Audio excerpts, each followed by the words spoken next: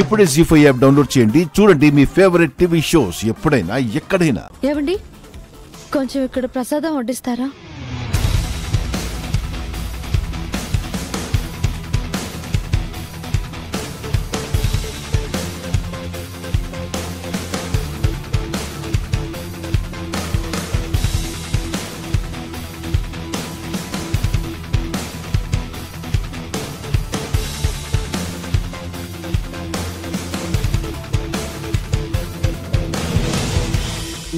బసవయ్య గారు, మీ వాడిని త్వరగా రమ్మని ఫోన్ చేయండి. దుర్ముహూర్తం రాకముందే శేషవస్త్రం మా అమ్మాయికి ఇవ్వాలి కదా.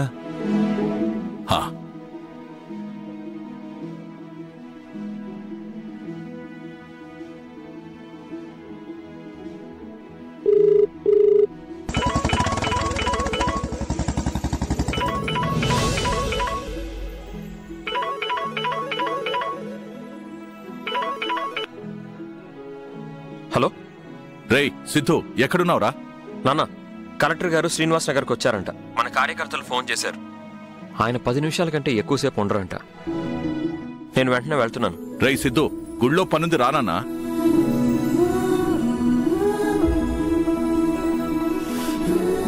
ఆ పనేదో మీరు చూసుకోండి నాన్న. నేను కార్యకర్తలకు అండగా నిలబడకపోతే లేనిపోని ఇబ్బందులు వస్తాయి కదా. సిద్ధు, ఓ 5 నిమిషాలు రారా.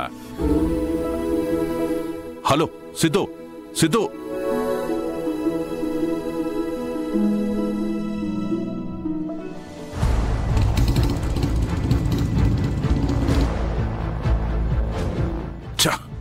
మునిస్వామి కూతురుతో పెళ్లి ఖాయం చేసుకుందామని చెప్పలేను. చెబితే వీడి కోపాన్ని తట్టుకోలేను. టైం చూసి సిద్ధుని రాజీ పడేలా చేసుకోవాలి. ఏమైంది బసవరాజు?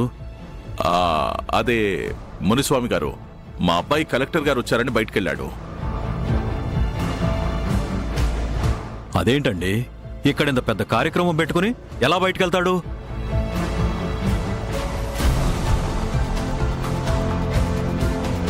ఒరే బసవా, ఫోన్ చేశావుగా, ఏమన్నాడు?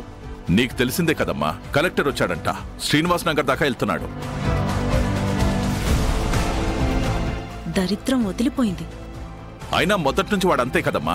వాడు అనుకున్నదే చేస్తాడు, చెప్పిందేది చేయడు. ఏంటి బసవరాజు, మీ అబ్బాయి వెళ్ళాడా, మీరే పంపించారా?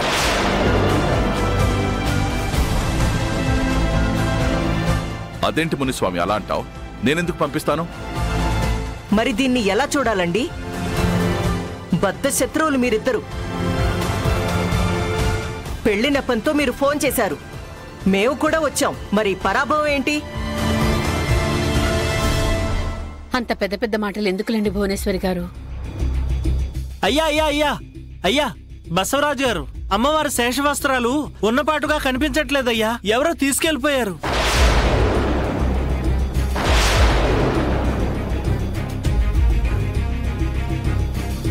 ఎవరు తీసుకెళ్తారో వెళ్ళి వెతికించండి. ఎవ్వరూ తీసుకెళ్లలేదండి, వీళ్లే తీసుకెళ్లేలా చేశారు.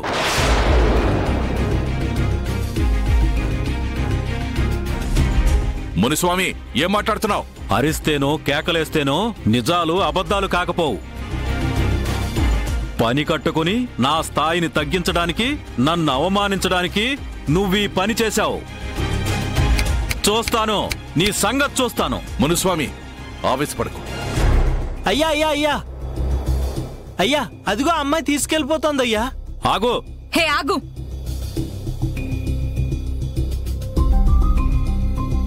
బసవా ఆగు, నువ్వు ఆగరా. లేనిపోని నిందలొస్తాయి తర్వాత. హే, ఇలా చేయడానికి నీకు షేమ్గా అనిపించట్లేదా? నేనేం చేశాను? చేతిలో అమ్మవారి చీరని పట్టుకుని నేనేం చేశానంటావేంటి? ఏమ్మా, మేమొక శుభకార్యం కోసం అమ్మవారికి పూజ చేయించిన చీర అక్కడ పెడితే నువ్వెలా తీసుకుంటావు? అయ్యో, నేను తీసుకోలేదు సార్. నువ్వు తీసుకోకపోతే చీరని నీకు నీ మొగుడిచ్చాడా? ఏంటండి అలా మాట్లాడతారు? నీతో మర్యాదగా మాట్లాడాలి అని నువ్వే డిసైడ్ చేస్తావా? నా కాబోయే భర్త చేతుల మీదుగా ఈ చీర తీసుకోవాలనుకున్నాను. నువ్వు దాన్ని దొంగతనం చేశావు. నాకిది అవసరం లేదండి. అపార్థం చేసుకోకండి. నాకు చీర ఇచ్చిన అతను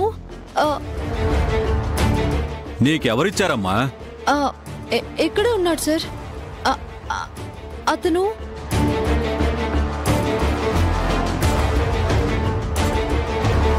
అతను నీ డ్రామాలు ఆపుతావా? మేము నిలదీస్తే ఎవరో ఇచ్చారని వాళ్ళ మీద నిందలేయాలనుకుంటున్నావా? భగవంతుడి సన్నిధిలో అబద్ధం చెప్పనండి. ఎవరిచ్చారో పేరు చెప్పమ్మా.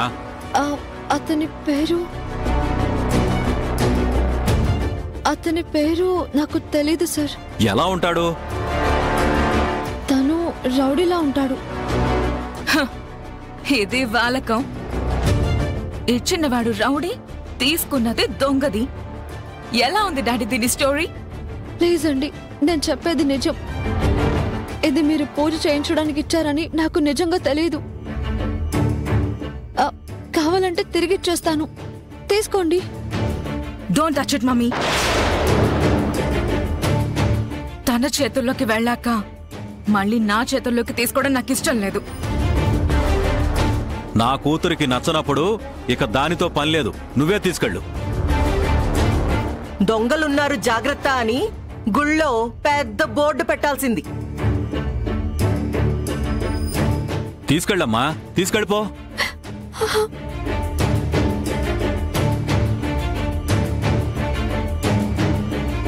సారీ బసవరాజు గారు, జరిగింది తెలియక అపార్థం చేసుకున్నాం.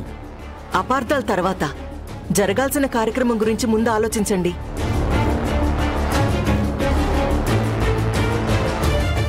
ఆలోచించేదేమీ లేదు.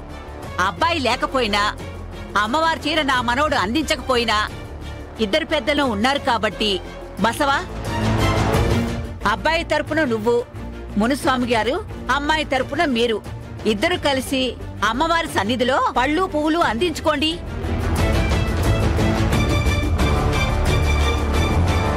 ఆ అమ్మాయి మా ఇంటి కోడలు అయిపోయినట్టే కదా. ఇదేదో బాగుంది. ముహూర్తం దాటకముందే కానిచ్చేద్దాం. పదండి పదండి.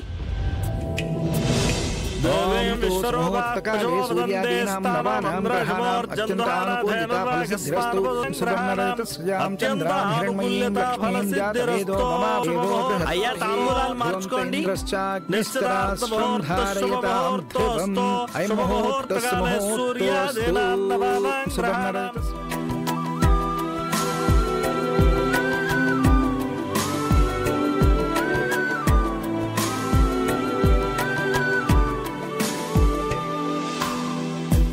అమ్మా,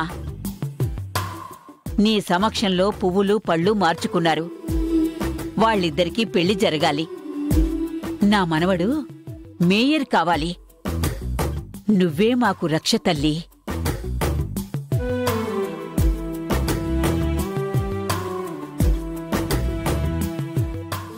జీ5 యాప్ డౌన్లోడ్ చేసి అన్ని ఎపిసోడ్స్ పూర్తి ఉచితంగా చూడండి.